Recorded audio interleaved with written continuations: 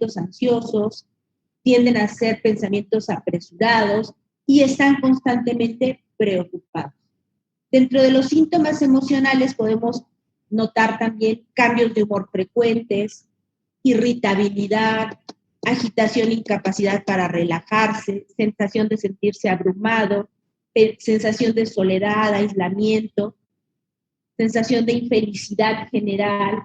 Y ya dentro de los síntomas físicos podemos encontrar diferentes tipos de dolor que va acompañando la depresión, que pueden ser dolores inespecíficos, desde dolor de cabeza, dolor de espalda, dolores en diferentes partes del cuerpo, que además cuando uno revisa al paciente no hay una justificación médica que explique el dolor, y que cuando uno da tratamiento para la depresión, estos dolores desaparecen. También pueden tener malestares gastrointestinales como diarrea, estreñimiento, náuseas. También pueden tener disminución o pérdida del deseo sexual y también pueden tener frecuentes enfermedades respiratorias. ¿Cómo se podrían explicar estas frecuentes enfermedades respiratorias en pacientes con depresión? Muchas veces en estos pacientes, más bien frecuentemente, tienen disminuido su sistema inmunológico. Síntomas conductuales de la depresión. ¿Cómo podemos ver que estos pacientes están deprimidos de manera conductual? Vemos que comen de más o comen de menos, duermen más o duermen menos, se aíslan del grupo social, tienden a procrastinar, o sea, a aplazar sus responsabilidades o las cosas que tienen que hacer, o a veces tienden a ser negligentes, tienden a abandonar cosas que realmente saben que tienen que hacer, y eso a veces puede ser un problema en sus situaciones laborales, porque eso puede meterlos en problemas laborales.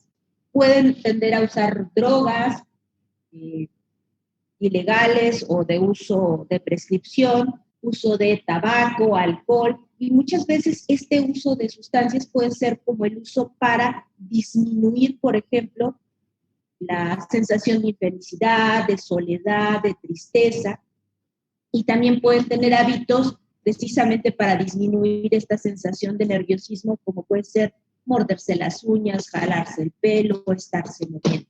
Entonces tenemos como una gama de síntomas que van más allá de solamente la tristeza. ¿Cómo hacemos el diagnóstico de depresión? Bueno, el diagnóstico de depresión es un diagnóstico completamente clínico, que se va a basar en una historia clínica completa.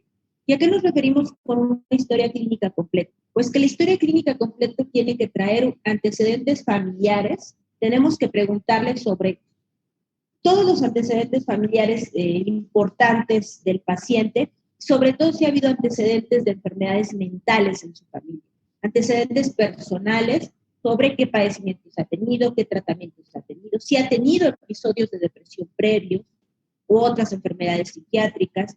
Es muy importante la exploración física completa. ¿Por qué? Porque los síntomas depresivos también se pueden parecer a otras enfermedades. ¿Qué enfermedades? Por ejemplo, el hipotiroidismo es muy parecido a la depresión y solamente con un examen de perfil tiroideo uno puede diferenciar. Pero hay síntomas físicos que pueden también orientarnos hacia un hipotiroidismo en algún paciente. Por ejemplo, cabello delgado, sequedad de la piel, uñas quebradizas, y todo eso en una exploración física lo podemos identificar. O también, por ejemplo, si hay síntomas, signos de anemia o glicemia, que pueden ser enfermedades que se pudieran dar síntomas parecidos a una depresión. Tratamientos actuales y previos también los tenemos que preguntar. ¿Por qué? Porque hay algunos medicamentos que si se toman de manera crónica nos pueden dar síntomas depresivos a largo plazo. ¿Como cuáles? Por ejemplo, antihipertensivos que se toman durante mucho tiempo, como por ejemplo el propanolol.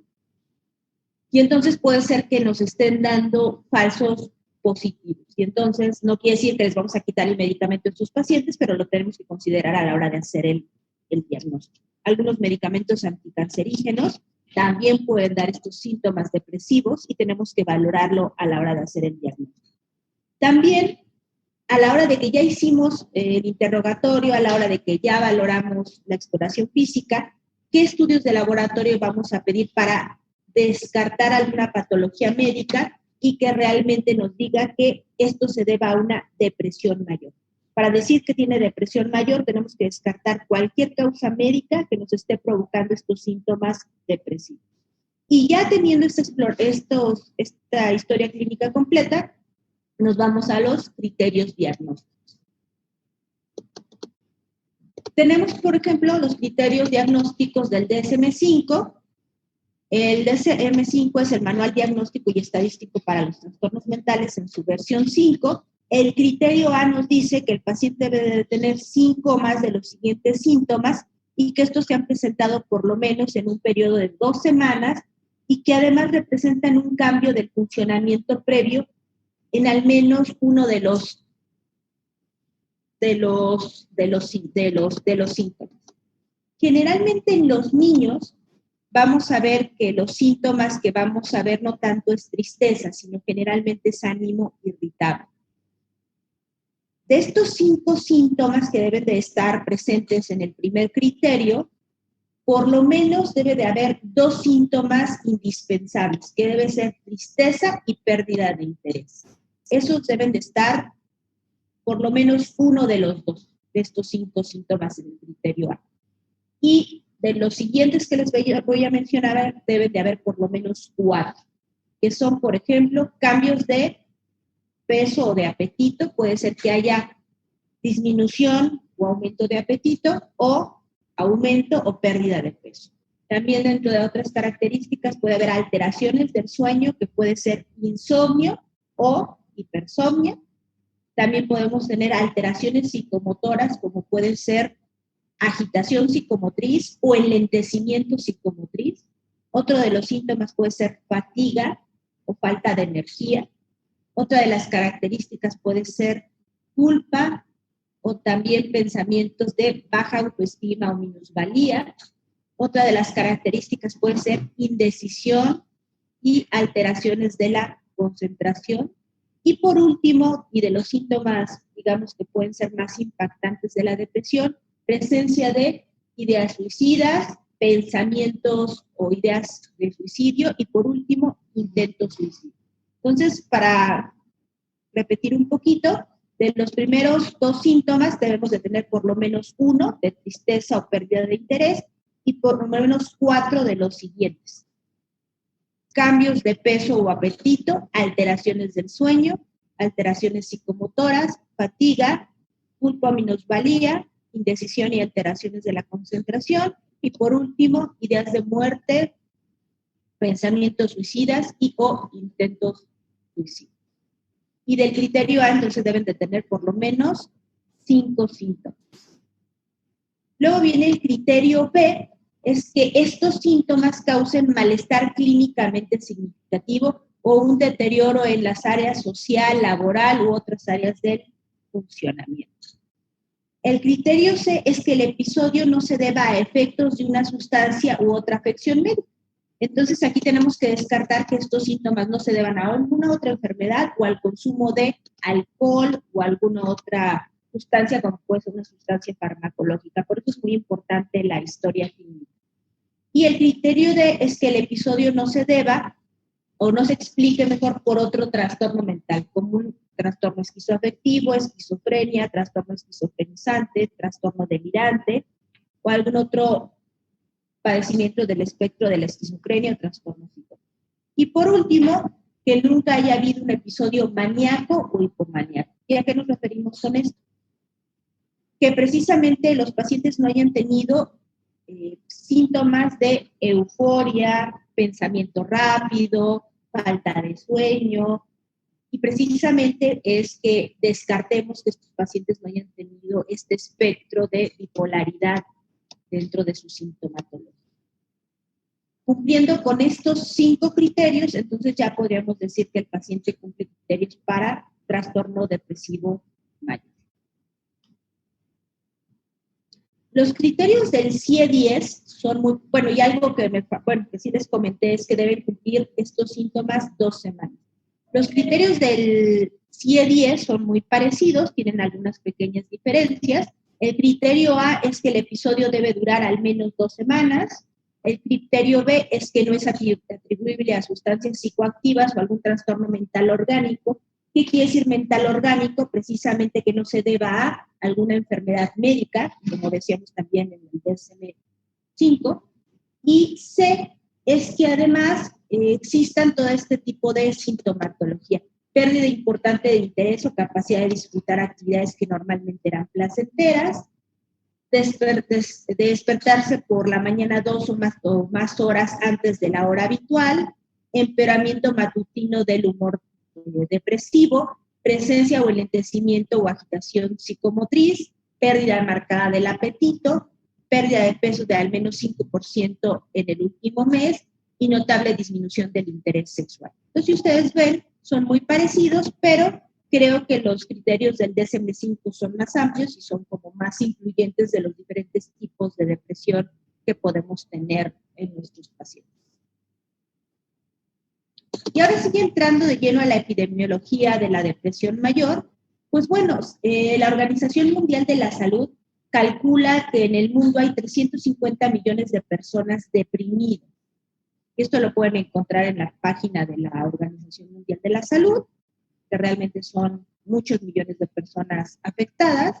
Además, hay una publicación en una revista muy importante, que es Nature, en el 2011, en donde publica la carga mundial de trastornos mentales, neurológicos y abuso de sustancias, o sea, no solamente de trastornos mentales, sino también de otros padecimientos, en donde el trastorno depresivo unipolar, o sea, sería lo mismo que el trastorno depresivo mayor, es el trastorno que más discapacidad produce a nivel mundial.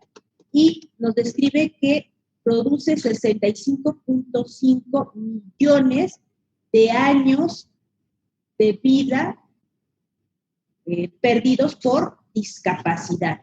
Entonces, esto es muy importante porque es el padecimiento que más discapacidad produce en comparación con otros padecimientos. Por ejemplo, el que le sigue son los trastornos por uso de alcohol, y realmente si ustedes ven el que sigue es 23.7 millones, que es realmente menos de la mitad. La esquizofrenia, que generalmente se piensa que es muy incapacitante, sí es incapacitante, pero aquí lo que impacta es el número de personas que lo padecen, y vemos que es 16.8 millones, trastorno afectivo bipolar 14.4, el Alzheimer y otras demencias 11.2, el trastorno por uso de drogas 8.4, la epilepsia 7.9, migraña 7.8, trastornos de pánico 7.0 y trastorno obsesivo 5.1.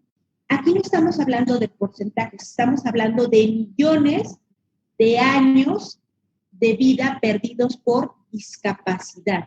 Entonces, esto es algo un poquito más impactante porque es la cantidad de tiempo perdido por las personas que sufren de esta enfermedad.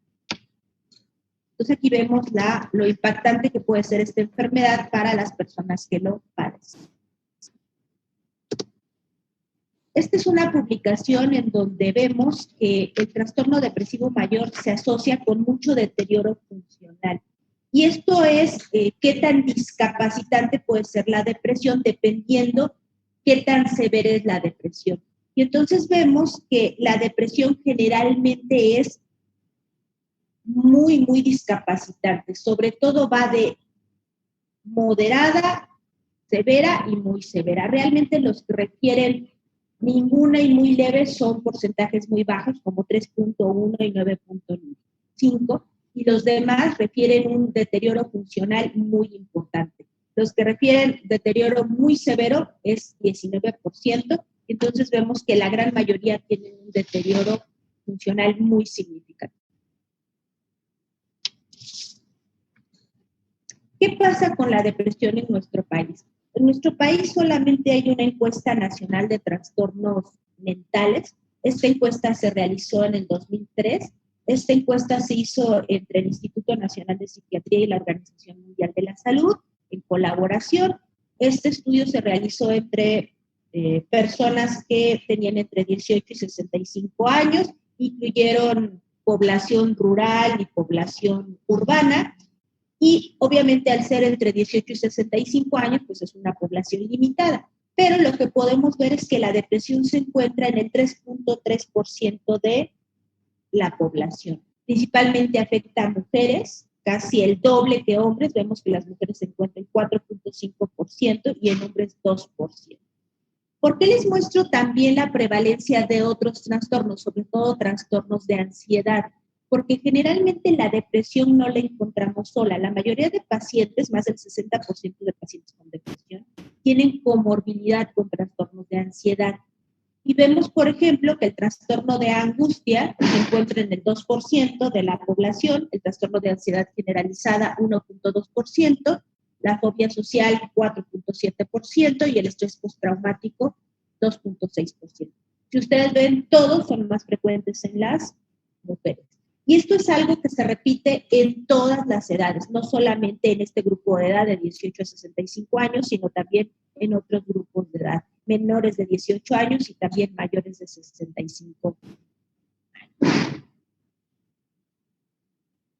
Y precisamente para hablar de otros grupos de edad que no están incluidos en esta encuesta nacional, vemos que la depresión por grupos de edad, aquí tenemos varios estudios y tenemos, por ejemplo, el grupo de edad de 4 a 16 años, dos estudios de Carabeo Anduaga, que es aquí de un investigador del Instituto Nacional de Psiquiatría, un estudio de 2002 y luego 2007 y le falta un cero, nos reporta que la depresión se presenta en 11.5%.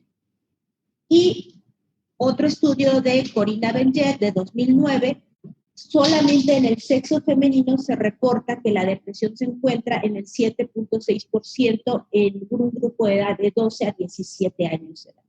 En el grupo de hombres no se encontró la depresión en ese porcentaje, se encontraron otros diagnósticos como por ejemplo el trastorno por déficit de atención y trastornos del espectro exteriorizado. Y en los adultos mayores, lo que se encontró fue un estudio del 2014 que el porcentaje de depresión en esta población era del 19.8%. Pues aquí, si ustedes ven, estos porcentajes de depresión son mayores que en este grupo de edad de 18 a 65 años. La depresión en el embarazo y en el posparto, pues vemos que en el embarazo la depresión va del 12 al 14% en este grupo, en esta población, en dos estudios, uno de Ocampo en el 2007 y otro de Gómez en el 2007. Y en el posparto, en el 14% en un estudio de Castro en el 2000.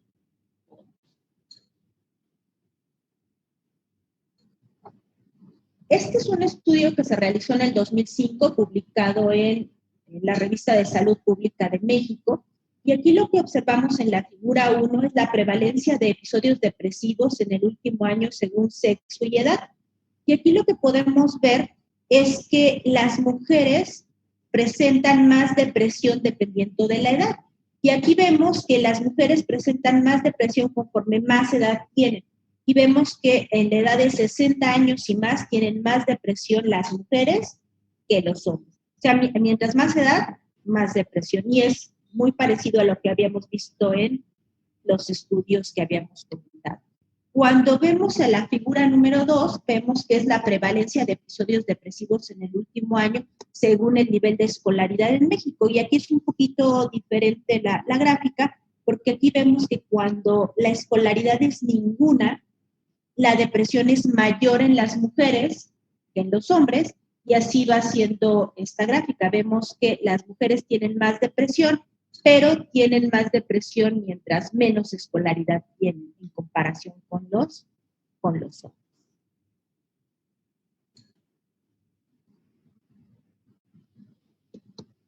Yo les comentaba que la depresión rara vez la encontramos de manera pura. Es muy raro tener pacientes solo con depresión mayor, aunque los hay, pero alrededor del 60% decíamos tienen comorbilidad con trastornos de ansiedad.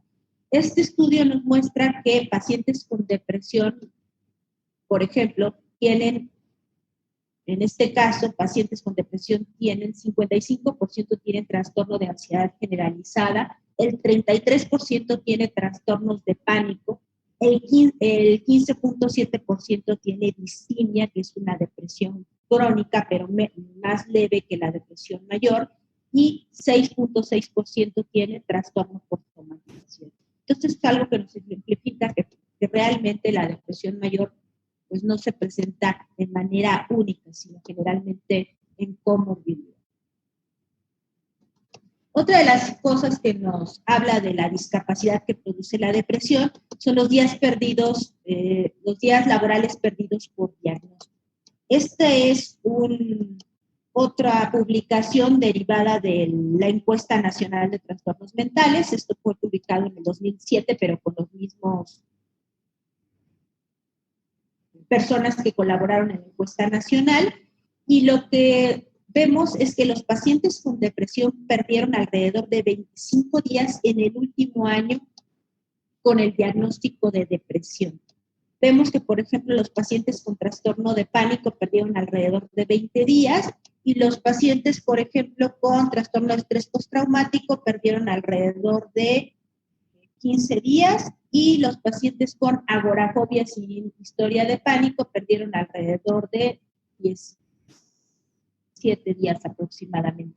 Esto es importante porque decíamos que los pacientes con depresión generalmente no se encuentran como diagnóstico único, y entonces vemos que si los pacientes con depresión perdieron 20 días, pues generalmente vamos a tener una combinación de estos diagnósticos y probablemente tengan una mayor pérdida de días laborales por estos motivos y por estos diagnósticos. Pero habría que realmente preguntarlo y hacer una investigación al respecto. Bueno, algo que es importante hablar es del suicidio relacionado con la depresión y precisamente hay factores psiquiátricos relacionados con el suicidio. Decíamos que uno de los síntomas relacionados o síntomas incluidos en la depresión es el suicidio, los pensamientos suicidios. Y bueno, factores psiquiátricos relacionados con el suicidio, se ha visto que los sujetos con intento de suicidio previo tienen 40 veces más riesgo de morir por suicidio y que el 90% de los sujetos que cometen suicidio tienen un trastorno psiquiátrico severo y que la depresión se encuentra en 50% de los sujetos que consumaron el suicidio. También hay que comentar que la incidencia anual de suicidios es del 1% en pacientes deprimidos y que los pacientes con depresión del 14 al 50% realizaron intentos. Esto es muy importante porque muchos pacientes que consumaron suicidio tuvieron la mayoría depresión. Pero no quiere decir que todos los pacientes que tengan depresión se van a suicidar.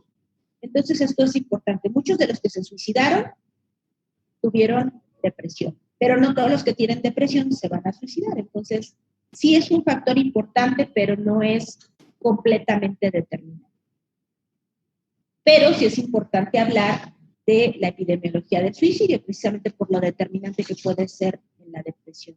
A nivel mundial, pues más de 800,000 personas mueren por suicidio cada año. Los datos que tenemos más recientes son los datos del INEGI del 2013. En ese año se registraron 5,909 suicidios, que representaron el 1% del total de muertes registradas, lo cual lo colocó como la 14ª causa de muerte y se coloca como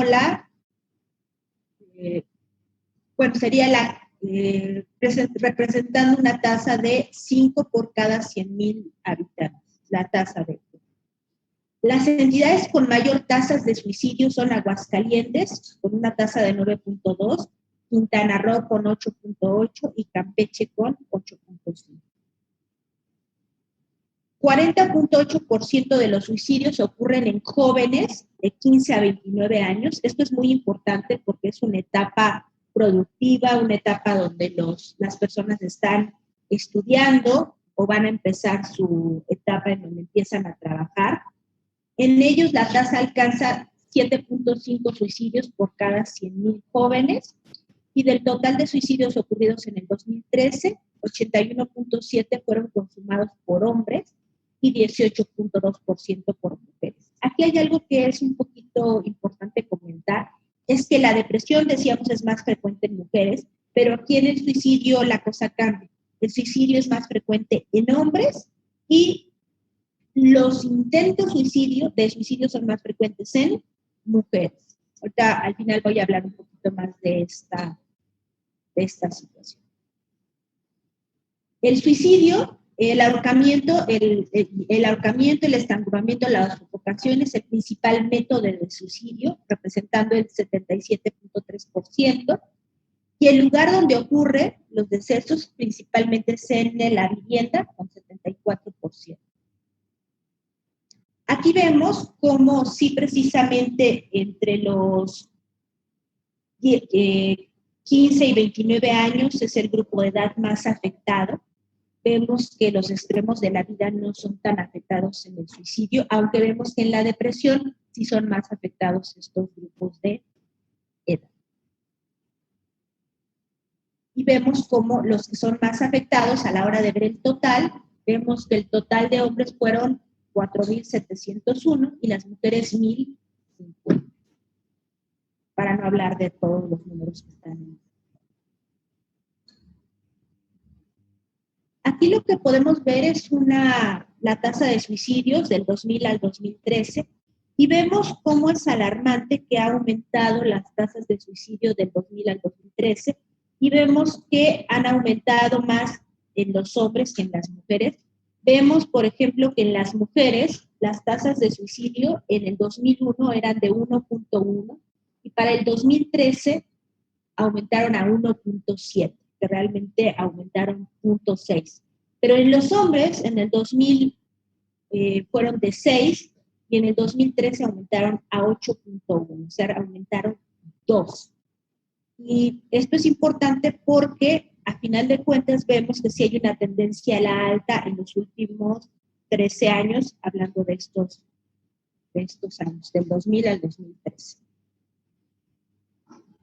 Aquí vemos por estados, precisamente la tasa estandarizada de suicidios por entidad federativa por cada 100,000 habitantes, y vemos que los que están más oscuros son aquellos que tienen tasas entre 7.1 y 9.2, y vemos que precisamente los que tenían mayores tasas pues son los que están más oscuros, los más claros están entre 5.3 y 7.1, y los claritos están entre 3.9 y 5.3, y los blancos están entre 2.7 y 3.9.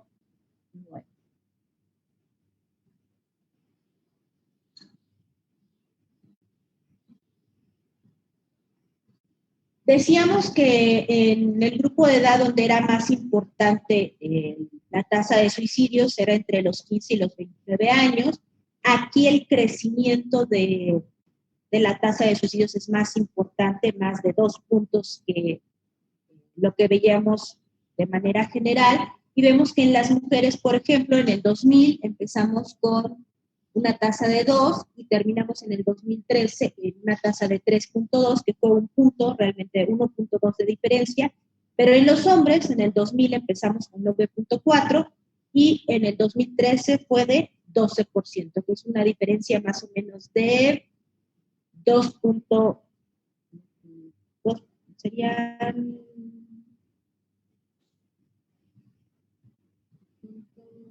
2.6 de diferencia. Entonces aquí vemos que la diferencia es un poquito mayor para este grupo de edad. Entonces este grupo de edad es el de riesgo precisamente de suicidio en nuestra población, de 15 a 29 años. Y aquí tenemos por entidad federativa, vemos que los que están más oscuros tienen tasas de 10 a 13.4, los que siguen son de 8 a 10 aproximadamente, los más claros de 5.4 a 8.1 y el más claro de 4.1 a 5.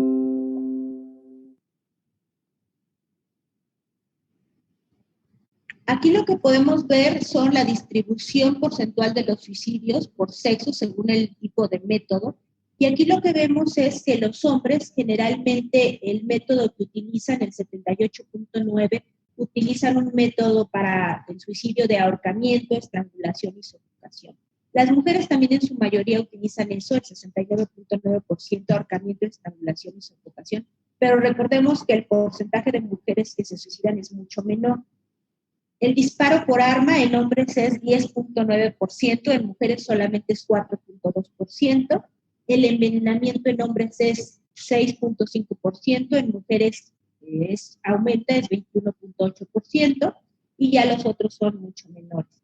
Algo que explica mucho el por qué los hombres se suicidan más que las mujeres es que los hombres generalmente tienen métodos de suicidio mucho más violentos que las mujeres. Y las mujeres tienen mucho más intentos suicidas y esos intentos generalmente tienden a ser mucho menos violentos. Tienden a ser, por ejemplo, intentos de envenenamientos, intentos de cortarse las venas y que realmente no llegan a ser suicidios consumados. Entonces no las tenemos realmente en los suicidios consumados, sino que se quedan en los intentos. Generalmente la proporción de intentos suicidas entre la proporción de mujeres y hombres en intentos suicidas es que vemos que son 4 mujeres por un hombre en intentos suicidas, tanto que en el suicidio son 4 hombres por una. Este es un estudio que se realizó en Tabasco, en población que va a la secundaria de 12 a 16 años. Lo que se hizo fue dividir a la población en hombres y mujeres, y además de dividirla en hombres y mujeres, en aquellos que tenían ideación suicida y sin ideación suicida. Y lo que se observó es que en esta población, los que tenían ideación suicida tenían mayores síntomas depresivos, mayor consumo de sustancias, sobre todo, por ejemplo, marihuana, inhalantes, cocaína, tabaco, alcohol, y sobre todo en donde era más importantes las diferencias significativas, era en los hombres. Y entonces esto es importante porque aquí vemos que el consumo de sustancias y los síntomas depresivos pues, son determinantes para la ideación suicida y sobre todo para población joven.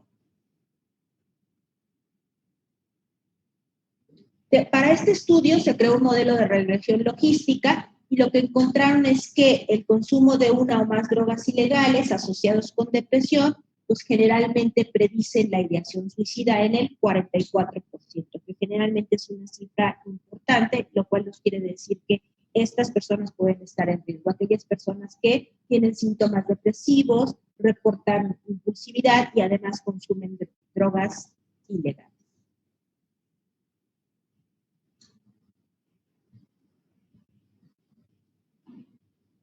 Bueno, la depresión es un padecimiento de gran impacto en nuestro país, por lo que es necesaria la capacitación en el diagnóstico, tratamiento de la depresión, y es fundamental el diagnóstico y tratamiento de este padecimiento en el primer nivel de atención. ¿Y por qué en el primer nivel de atención? Porque van a ser aquellos pacientes que van a ir a ese nivel y ahí es donde tenemos que detectarlos precisamente para que no lleguen a los siguientes niveles con graves complicaciones, comorbilidades, que no lleguen ya con consumo de sustancias, sino que los tratemos en el inicio del padecimiento. Gracias. Ok, muchísimas gracias, doctora, por este tema. Vamos a pasar a la sección de preguntas, comentarios también, si así lo desean. Vamos a invitarlos a participar a través del chat que tenemos a los que están conectados a través de internet. Tenemos un chat y, pues bueno, también tenemos algunas sedes que están conectados a través de DGETI, así es de que les vamos a pedir que si ellos tienen alguna pregunta, algún comentario, es el momento, les damos su tiempo. Adelante.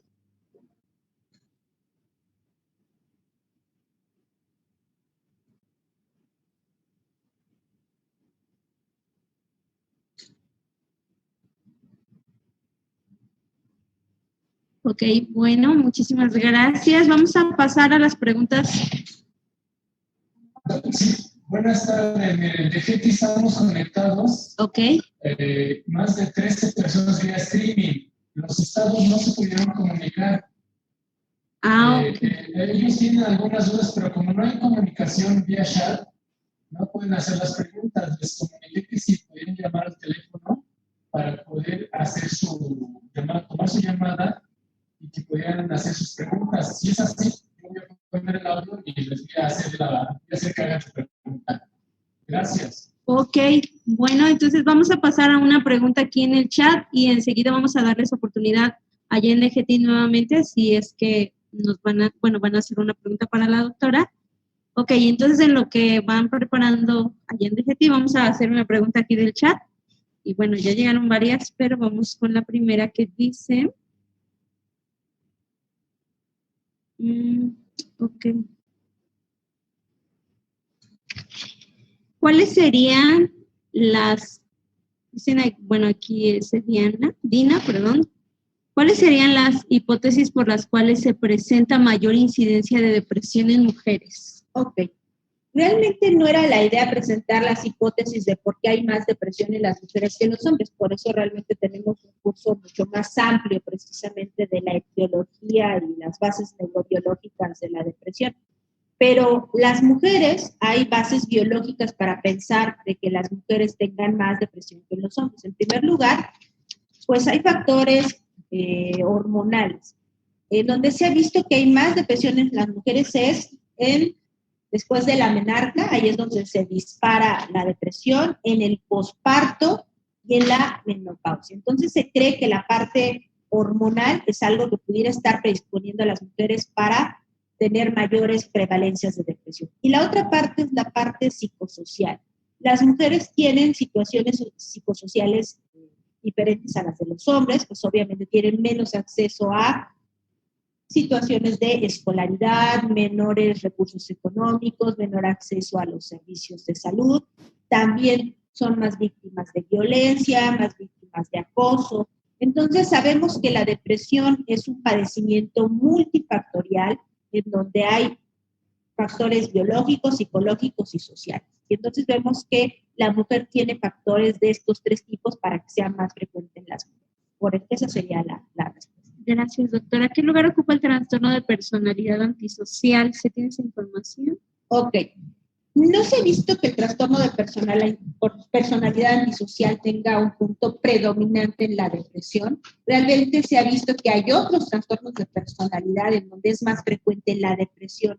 Por ejemplo, los trastornos de personalidad en donde es más frecuente la depresión es, por ejemplo, el trastorno de personalidad límite, el trastorno de personalidad dependiente, el trastorno de personalidad evitativo, pero el antisocial, no. ¿Y por qué? El trastorno de personalidad antisocial tiene una característica muy particular. No tienen culpa. Entonces, así como que cuando tienen depresión es más bien porque muchas veces se ven afectados sus intereses. Muchas veces esa depresión es más porque se ven afectados sus intereses. Pero los protege mucho esta parte de no manejar culpa, de que no tengan empatía. Entonces el trastorno antisocial de la personalidad pues, a veces puede ser poco sensible a la depresión, pero eso no quiere decir que los trastornos antisociales no se depriman. Sí se deprimen, pero pueden tener como un cuadro depresivo con ciertas diferencias a los cuadros que comúnmente estamos acostumbrados a ver. Ok, gracias, doctora. Vamos a darle nuevamente oportunidad a las 6 a través de DGT. Si tienen su pregunta lista, vamos a escucharlos. Adelante, por favor.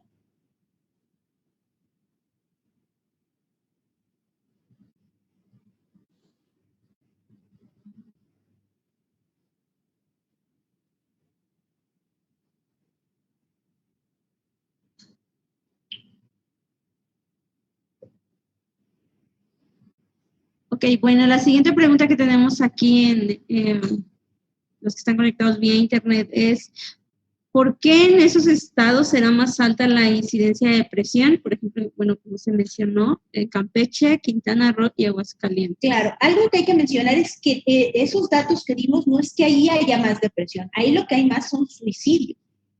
Y que hay que comentar que el suicidio no es un fenómeno directamente relacionado con depresión. Decíamos que el suicidio, muchos de estos pacientes que se suicidaron, se cree que el 50% pudo haber estado deprimido, pero no quiere decir que todos los que se suicidaron estuvieron deprimidos. Esos datos son de pacientes que se suicidaron, no estaban deprimidos. Pero ¿por qué se suicidan más en esos estados? Todavía no hay datos concluyentes. Realmente se requiere estudios dirigidos para saber por qué se están suicidando en estos estados y por qué en este grupo de edad. Todavía se requieren estudios dirigidos para saberle a la causa. No lo sabemos todavía. Gracias, doctora. ¿Hay cambios estructurales a nivel cerebral en, bueno, transferencia X? ¿Pacientes? Ok, con depresión mayor. Sí, claro, hay estudios de neuroimagen en donde hay cambios estructurales y obviamente son bastante amplios para hablarlos así como que en este momento. Los invitaríamos al curso de depresión que tenemos nosotros.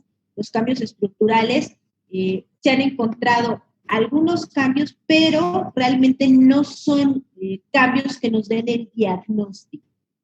Son cambios que realmente pueden a veces encontrarse, a veces no, pero que no son determinantes para el diagnóstico. El diagnóstico de depresión es completamente clínico. Si nosotros mandamos a hacer una resonancia o una tomografía, no vamos a encontrar alteraciones. Generalmente va a ser normal. Esas alteraciones que podamos encontrar en algunos pacientes pueden ser más bien funcionales, más que estructurales. Ok, gracias, doctora. ¿Qué especialista podría tener problemas depresivos en niños en comunidades donde no hay psiquiatras? ¿Qué especialistas podrían atender problemas depresivos en niños en comunidades? Bueno, realmente yo creo que los médicos generales tendrían que estar capacitados para tratar pacientes con depresión. Y precisamente los antidepresivos son medicamentos que son muy nobles para manejarse y sí se podría tener capacitación para manejar a estos pacientes. Tanto el médico general como el pediatra serían los más, son los médicos que deberían de estar capacitados para manejar niños en la comunidad. Ok, gracias. ¿Qué factores sociales son los asociados al incremento de los estados depresivos? Factores sociales pues, pueden ser muchos. Por ejemplo, factores sociales pueden ser, por ejemplo, situaciones económicas, situaciones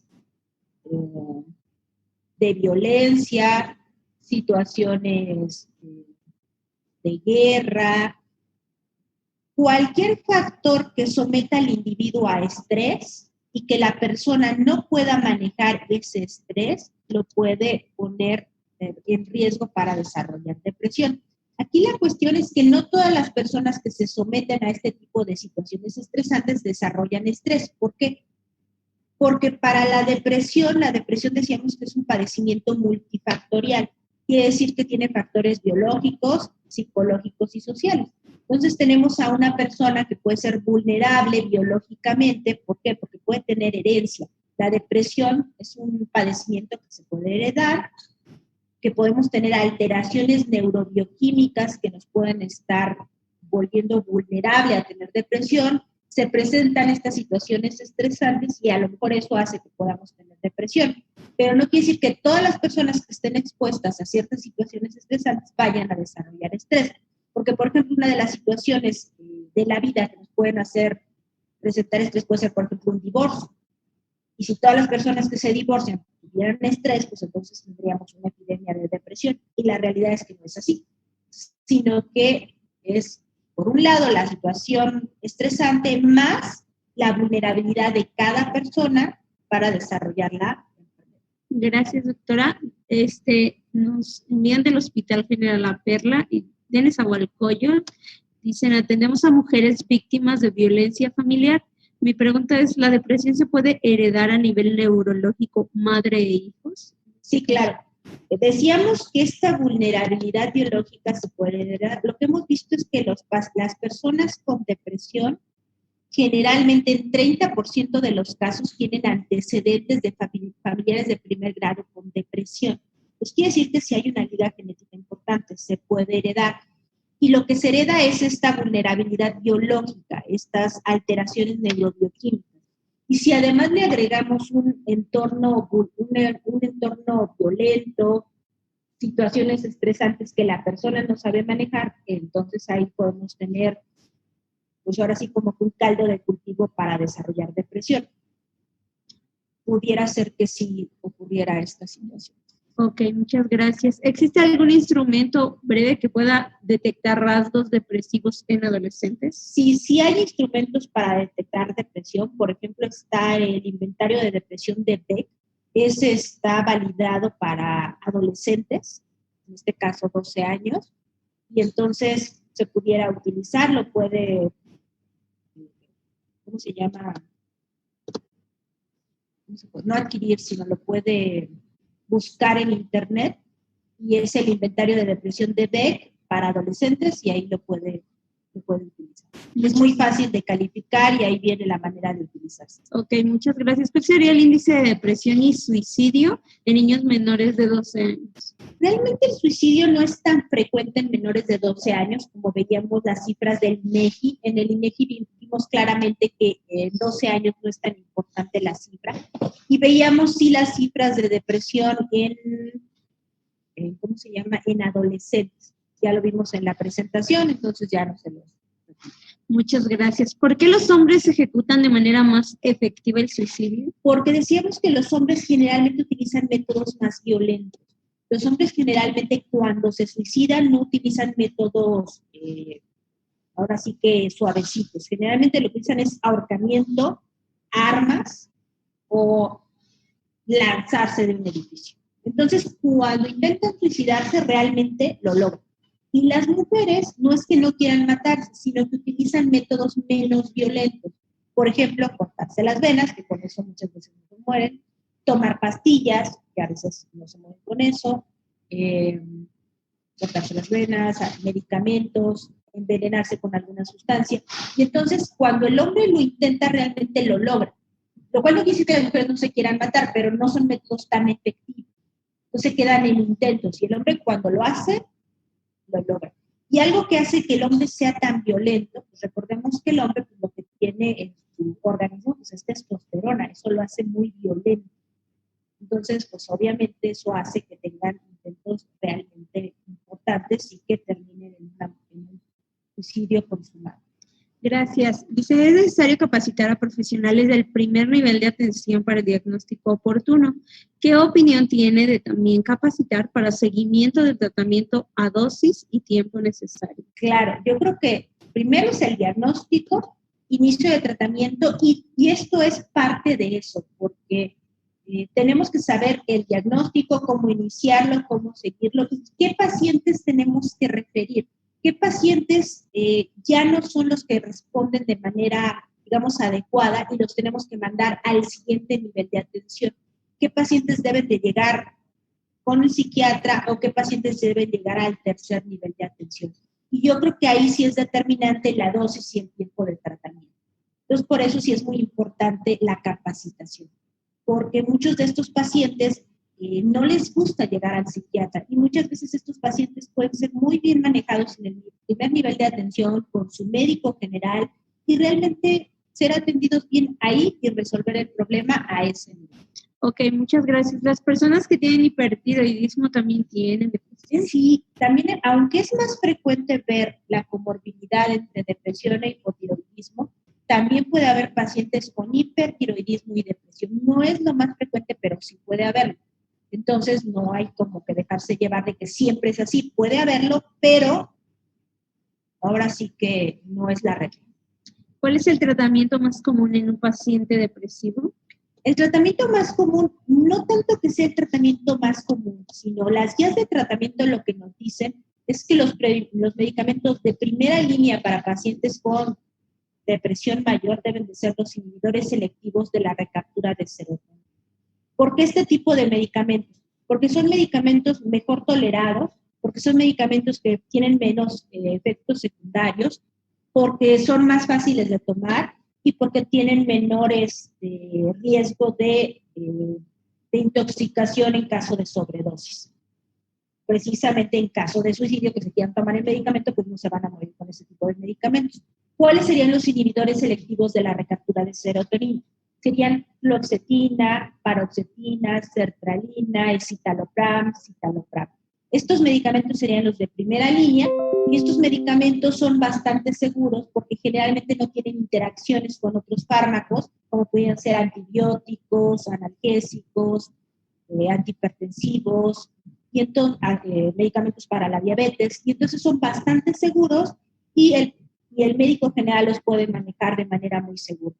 Siempre hay el mito o el miedo de que los medicamentos psiquiátricos puedan provocar dependencia. Ningún antidepresivo provoca dependencia y los inhibidores selectivos, al ser antidepresivos, no provocan ningún riesgo. Entonces, los inhibidores selectivos son bastante seguros y pueden ser manejados muy bien por el médico general. Aunque claro, pues hay que tener una capacitación para eso. Gracias. ¿Tienen datos estadísticos de la presencia de suicidios en personas que viven violencia familiar?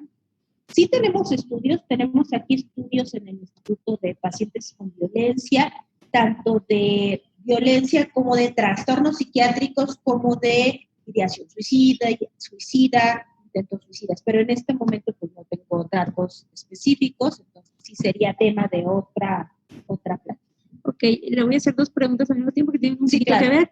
¿Qué con los adultos mayores y qué abordaje se les está brindando en primer nivel? Y la siguiente es, ¿podría explicar por qué hay mayor incidencia de depresión en adultos que en otros grupos de edades y qué modelo terapéutico es el de mayor efectividad? Ok, los adultos mayores pues es un grupo de edad muy vulnerable. Recordemos que pues, están en una etapa difícil de la vida. Sabemos que los adultos mayores muchas veces viven en abandono, tienen problemas económicos.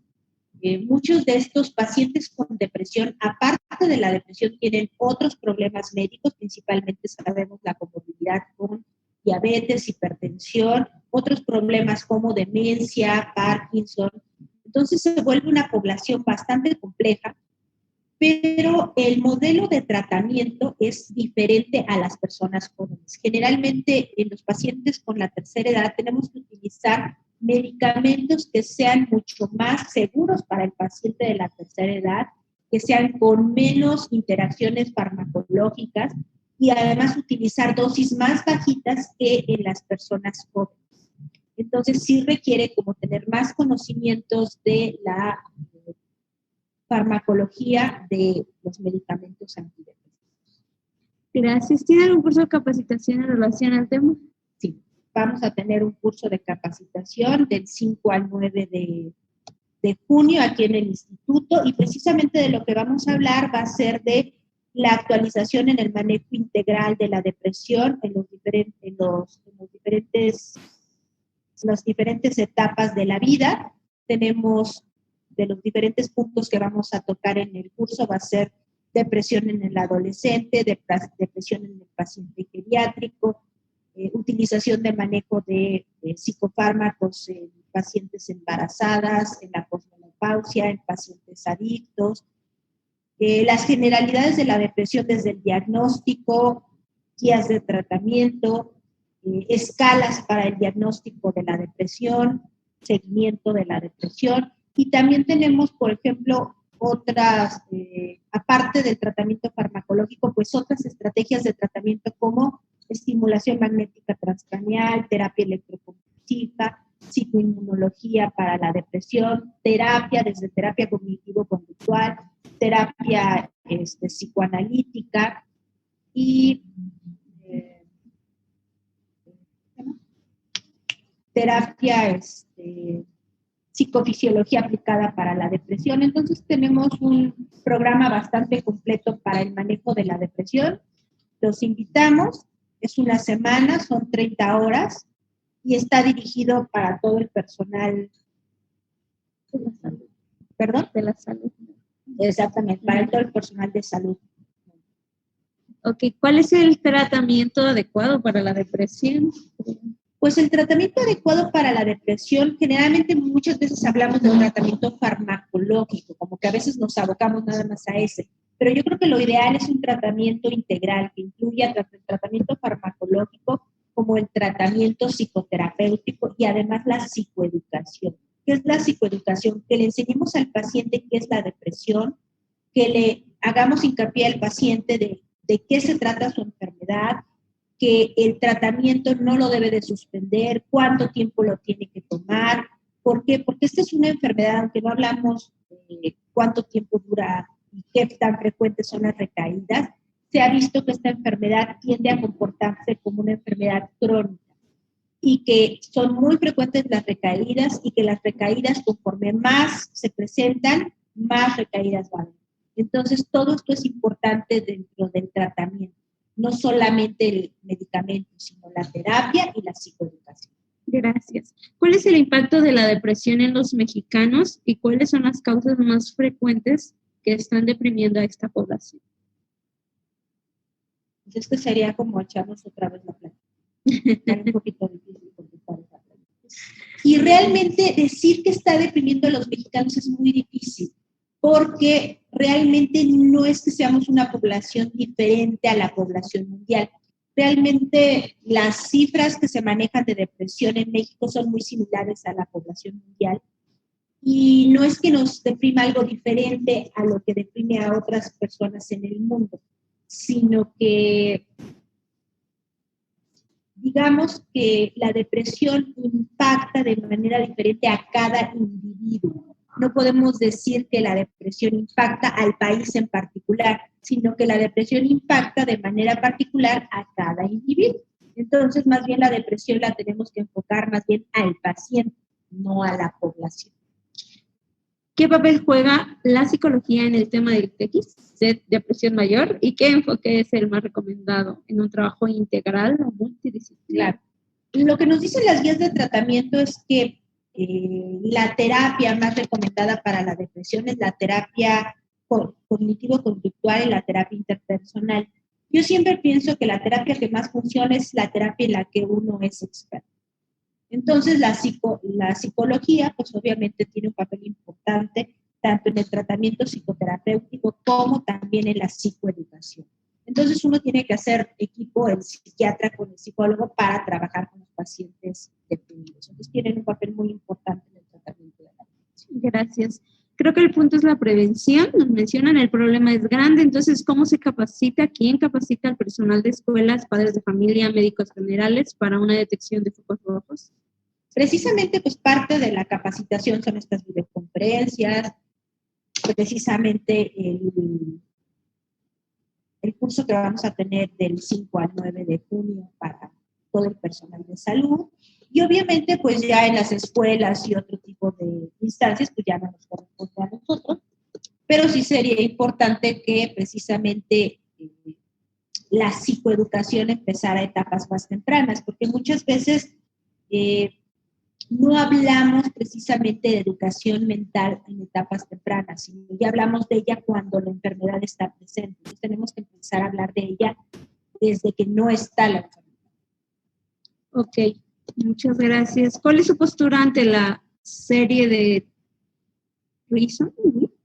Esto porque aborda el tema de la depresión, factores estresantes e ideas suicidas. Ahora sí que lo siento mucho, pero no la conozco la serie, nunca la he visto. Una serie de 13 razones o algo así. Pero no la conozco, ¿eh? Así que... Ok, bueno, pues muchas gracias, doctora, por contestar todas las preguntas. Vamos a cerrar esta videoconferencia agradeciéndole, por supuesto, a la doctora Anelia, a cada uno de ustedes también por el tiempo que nos acompañaron.